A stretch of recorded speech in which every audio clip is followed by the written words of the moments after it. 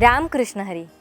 जिथे ज्ञान विज्ञान संजीव होते, जिथे योग विद्येस सामर्थ्य येते, जिथे मानवाला मिळे मोक्ष गाथा, तुझ्या पायरीसी सदा नम्र माथा, तुझ्या पायरीसी सदा नम्र माथा. संत श्रेष्ठ ज्ञानेश्वर माऊलींचा संजीवन समाधी सोहळा या अलंकापुरीमध्ये प्रतिवर्षी मोठ्या उत्साहानं पार पडतो. या सोहळ्यानिमित्त विश्वधर्मी प्राध्यापक डॉक्टर विश्वनाथ दा कराड सरांच्या संकल्पनेतून या इंद्रायणीच्या तिरी जागतिक सहिष्णुता सप्ताह सोहळ्याचं आयोजन करण्यात येतं. तीर्थक्षेत्राकडून ज्ञानतीर्थक्षेत्राकडे ही अनोखी संकल्पना या कार्यक्रमाच्या माध्यमातून इथे साकारली जाते. श्री संत ज्ञानेश्वर तुकाराम ज्ञानतीर्थ विश्वरूप दर्शन मंच, माईर्स MIT शिक्षण समूह, विश्वशांती केंद्र आळंदी यांच्या वतीनं हा सोहळा अतिशय भक्तिपूर्ण वातावरणात आणि उत्साहात भजन कीर्तन याच्या निनादात साजरा होतो.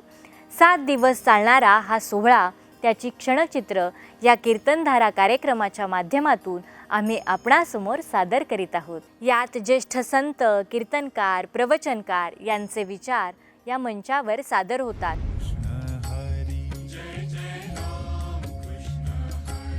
जय जय राम कृष्ण हरी, जय जय राम कृष्ण हरी, जय जय राम कृष्ण हरी.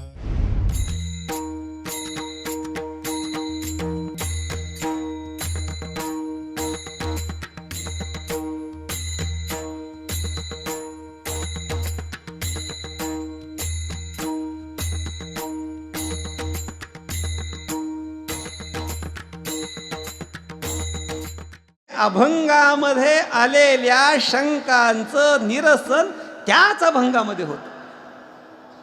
कशाच्या व्याख्या सांगितल्या आहेत? भक्ती, वैराग्य आणि ज्ञान. मग ज्यांच्या व्याख्या सांगितलेल्या आहेत त्या गोष्टी जर प्राप्त करून घ्यायच्या असतील तर पाविजे या ठाया, ठाया नाम ठिकाणी, या ठिकाणी म्हणजे कोणतं ठिकाण? भक्ती या ठिकाणी, वैराग्य या ठिकाणी आणि ज्ञान या ठिकाणी पाविजे नाम प्राप्त होणे. जर आपल्याला भक्तीला प्राप्त करून घ्यायचं असेल, वैराग्याला प्राप्त करून घ्यायचं असेल, ज्ञानाला प्राप्त करून घ्यायचं असेल तर काय केलं पाहिजे? देहाच्या निरसने, देहाचा निरास केला पाहिजे, देहाचं निरसन केलं पाहिजे. आणि ज्या वेळेला आपण देहाचं निरसन करू तर देहाच्या निरसनाने आपल्याला भक्तीही प्राप्त होते, देहाच्या निरसनाने वैराग्यही प्राप्त होतं आणि देहाच्या निरसनाने ज्ञानही प्राप्त होतं. न म्हणा देह माझा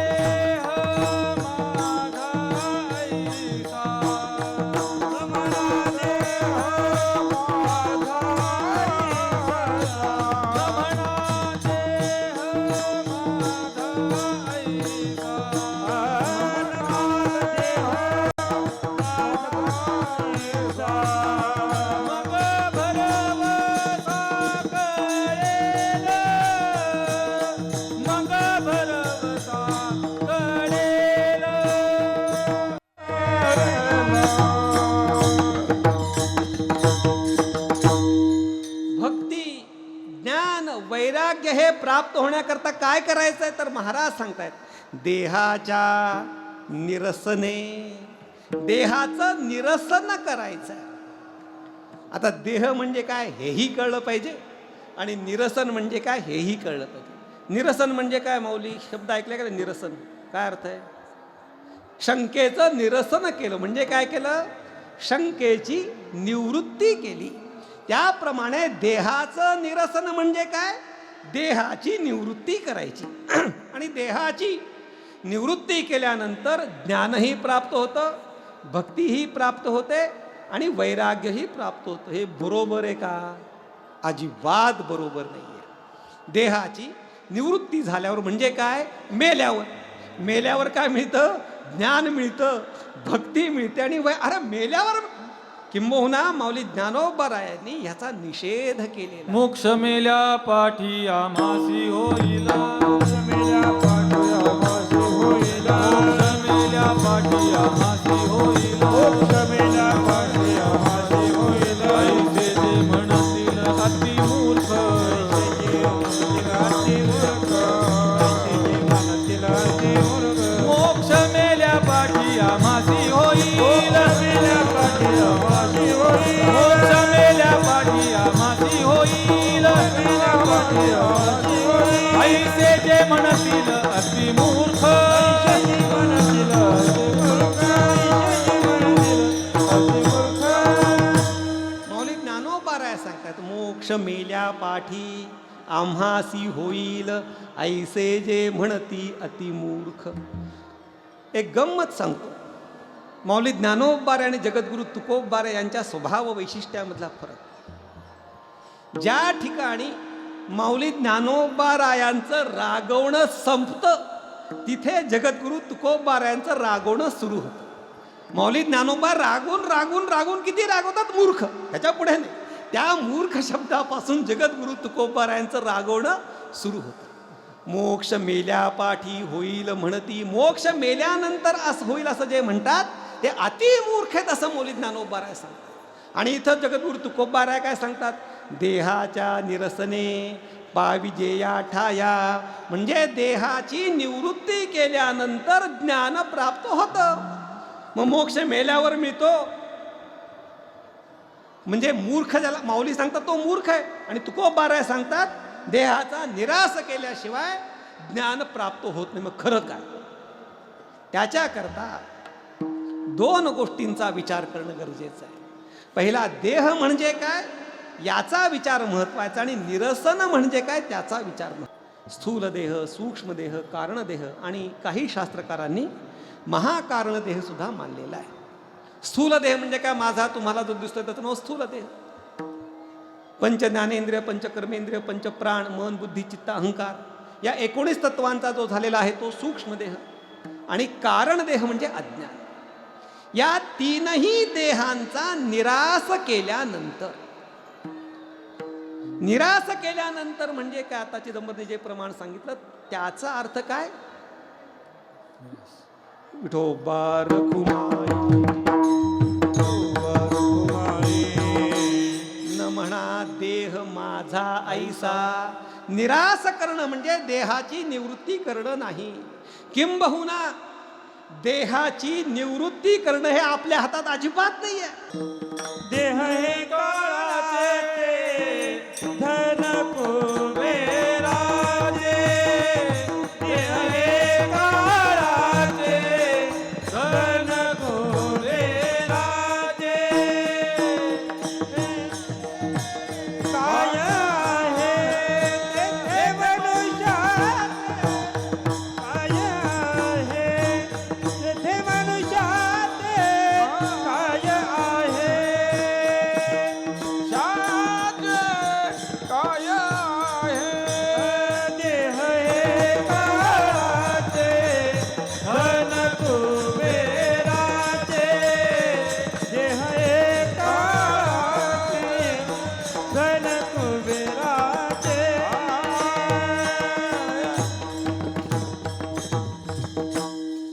स्थूल देहाची निवृत्ती करणं आपल्या हातात आहे का? काय आत्माराम बुवा?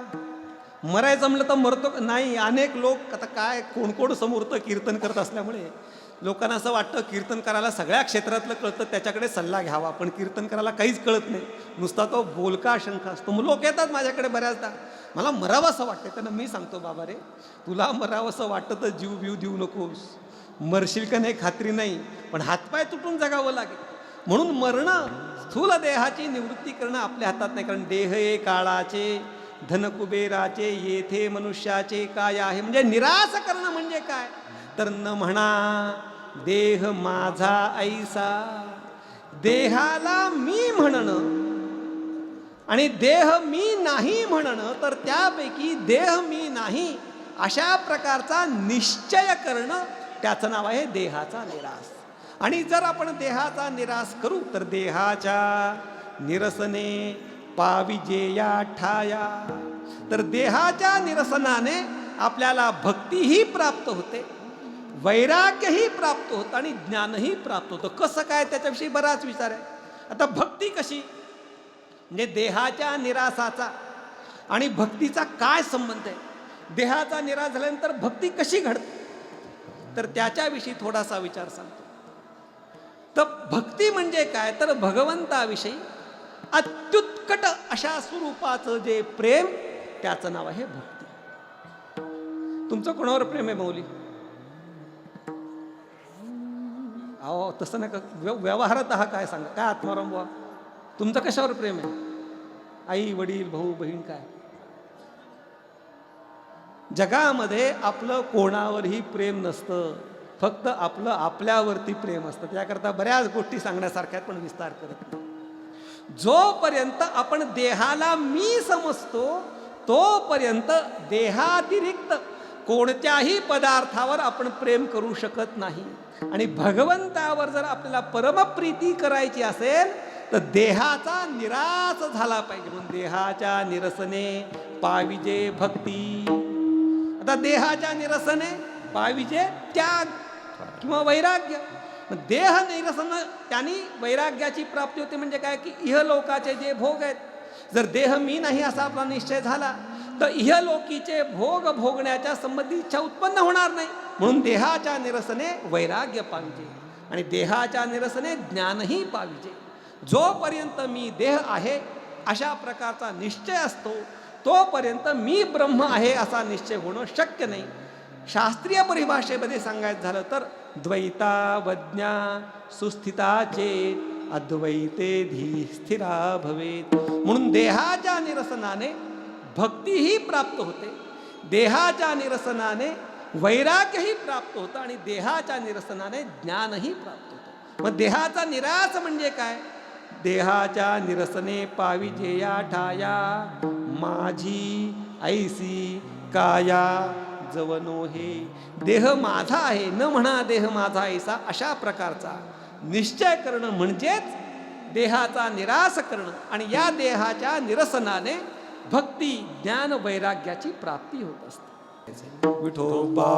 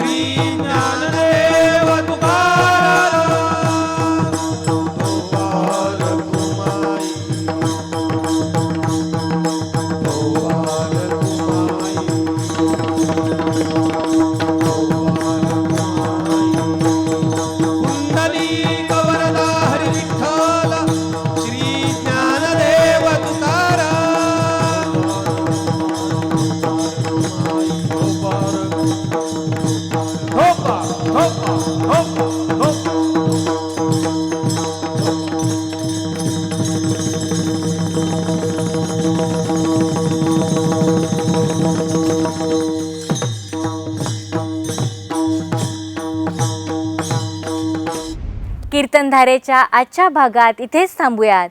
भेटूयात पुढच्या भागात नव्या कीर्तनासह. तोपर्यंत रामकृष्ण हरी.